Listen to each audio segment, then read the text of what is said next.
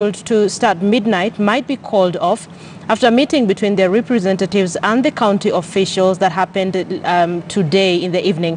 Kisumu residents will have to wait with bated breath for a crucial Friday morning meeting that will see the county government commit to the consensus the two parties arrived at after the Thursday deliberations. Kevin Ogutu reports on what this strike could mean for implementation of the universal health coverage, where Kisumu is one of the pilot counties.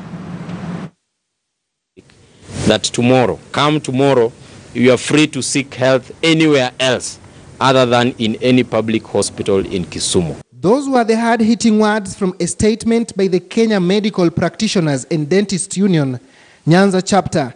These coming after long days of wait for communication from the county government of Kisumu regarding a stalled implementation of collective bargaining agreement that the county government signed with doctors in July 2017, just weeks to the general election. Doctors are now casual laborers who are being paid by vouchers. You know those yellow rusty pieces of paper.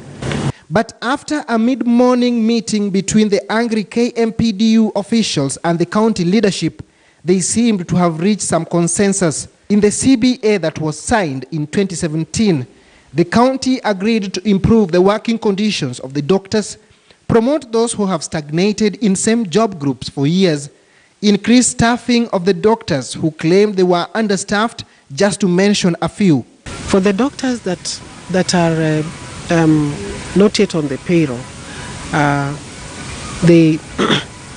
they got on board when the negotiation with the NHIF insurance scheme had already taken shape.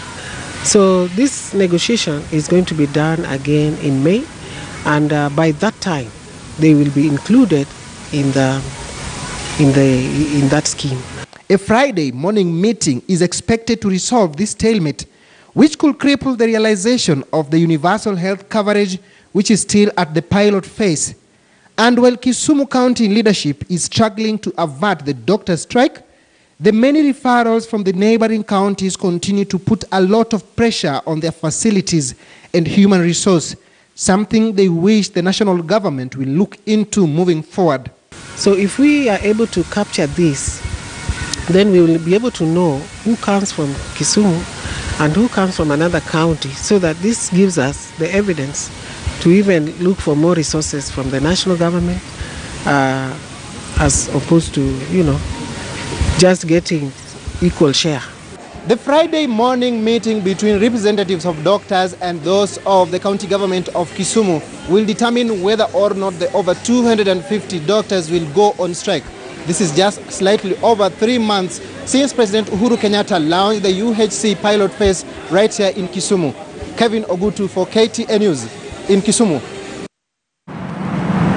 Okay, so Kevin, we'll keep an eye on what will happen tomorrow morning, whether or not that strike will take place, if at all